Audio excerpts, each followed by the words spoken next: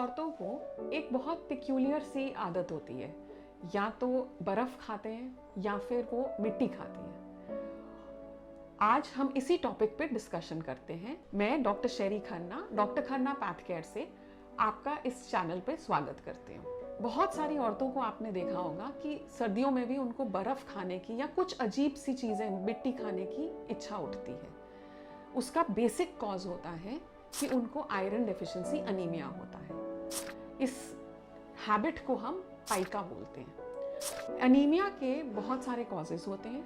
Anaemia का मतलब क्या होता है, पहले तो ये समझते हैं। अनीमिया का मतलब होता है खून की कमी। खून की कमी मतलब बेसिकली हीमोग्लोबिन की कमी। हीमोग्लोबिन हमारी बॉडी में जो ऑक्सीजन है उसकी कैरिंग कैपेसिटी होता है, मतलब ऑक्सीजन को लेके पूरी बॉडी में लेके जाता है वो लंग से और सारे टिश्यूज में, सारे ऑर्गन्स में। हीमोग्लोबिन जो होता है प्रोटीन, उसके अंदर आयरन होता है। अब अगर आयरन की कमी होगी तो हीमोग्लोबिन की कमी होगी, हीमोग्लोबिन की कमी होगी तो खून की कमी होगी। सिंपल सी बात है। आयरन की कमी जो है एक्चुअली अनीमिया के बहुत सारे कॉजेज हो सकते हैं। न्यूट्रिशनल डेफिशिएंसी सबसे कॉमन कॉज है। न्यूट्रिशनल डेफिशिएंसी में आयरन डेफिशिएंसी का अनीमिया या फिर विटामिन B12 या फॉलिक एसिड की डेफिशिएंसी का अनीमिया, ये दो टाइप्स के कॉजेज मिलते हैं। दूसरा हमारा रीज़न हो सकता है अनीमिया का ब्लड लॉस। बहुत ज़्यादा खून की जो है वो पास आउट हो रहा है, या तो मेंस्ट्रुअल साइकिल में या फिर कोई और रास्ते से। सो ब्लड अगर स्टूल में मिल रहा है या वहाँ से निकल रहा है या वैसे भी कहीं बॉडी में ब्लीडिंग हो रही है तो उसके कारण भी अनीमिया हो जाता है। और बहुत सारे कॉजेज़ हैं जो कम परसेंटेज में मिलते हैं, जैसे कि हेमोलिटिक अनीमिया, किसी को थैलेसीमिया है उसमें जैसे है, या फिर कई बारी मलेरिया होने से भी अनीमिया हो जाता है। तो मलेरिया, अगर क्रॉनिक मलेरिया जैसे कि बिहार में मिलता है हमको, या काला आजार है, उनसे भी अनीमिया हो जाता है। आज हम ज़्यादा मोस्ट कॉमन वाला जो आयरन डेफिशिएंसी अनीमिया है उसके बारे में ही ज़्यादा डिस्कस करते हैं। So what are the symptoms of anaemia?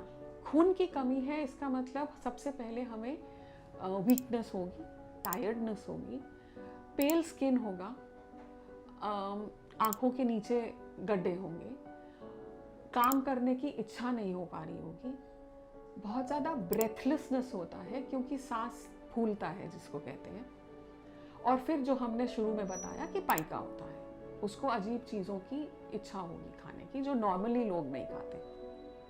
अब हम इसका डायग्नोसिस कैसे करते हैं? अनीमिया का डायग्नोसिस जो है, सबसे पहले ये देखना होता है कि अनीमिया है कि नहीं। उसके लिए हम CBC टेस्ट होता है, कंप्लीट ब्लड काउंट। उसमें बेसिकली ब्लड के अंदर 3 किस्म के सेल्स होते हैं, red blood cells, white blood cells और प्लेटलेट्स। तो रेड ब्लड सेल्स के जो पैरामीटर्स होते हैं, MCV, MCH, MCHC, हेमाटोक्रिट, ये सारे पैरामीटर्स कम होंगे या बढ़े हुए होंगे।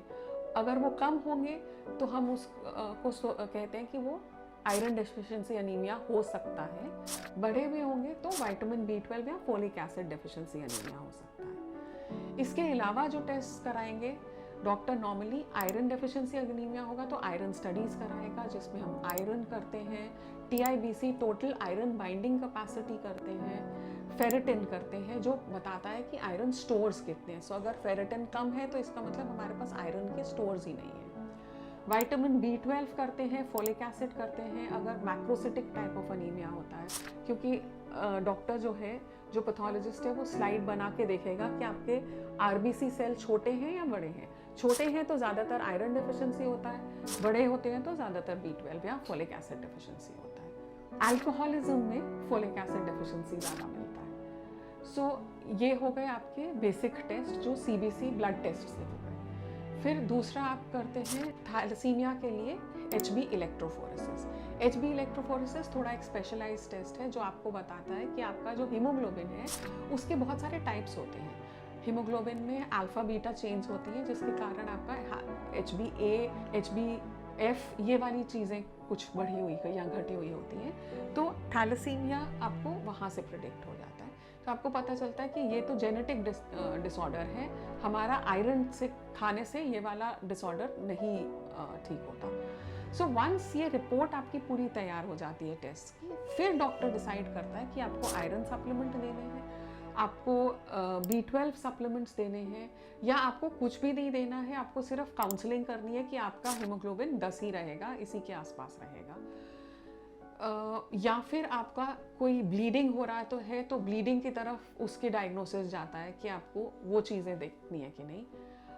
अल्कोहलिज्म से अनीमिया हो जाता है तो वो आपको वहाँ से पता चल जाएगा कि कौन सा टाइप ऑफ अनीमिया है और पेशेंट की हिस्ट्री क्या है।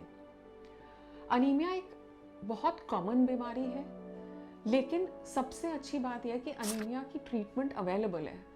हम क्यों अपना अंडर फंक्शन करें, जबकि हम आराम से हीमोग्लोबिन अगर 13-14 रखते हैं तो हमारी कैपेसिटी टू फंक्शन, हमारा स्टैमिना टू फंक्शन बढ़ सकता है। तो अननेसेसरीली अपने शरीर को परेशान करने की ज़रूरत नहीं है। आप अगर ये सारे टेस्ट कराते हैं तो सामने समझ में आ जाता है कि कौन सी न्यूट्रिशनल डेफिशिएंसी है, क्या दवाई मुझे खानी है, कब तक खानी है। आयरन की दवाइयाँ खाने से कई लोगों को ये भी एक प्रॉब्लम होती है कि हमें कॉन्स्टिपेशन होता है, तो आजकल दूसरी किस्म की भी दवाइयाँ आ गई हैं जहाँ पे वो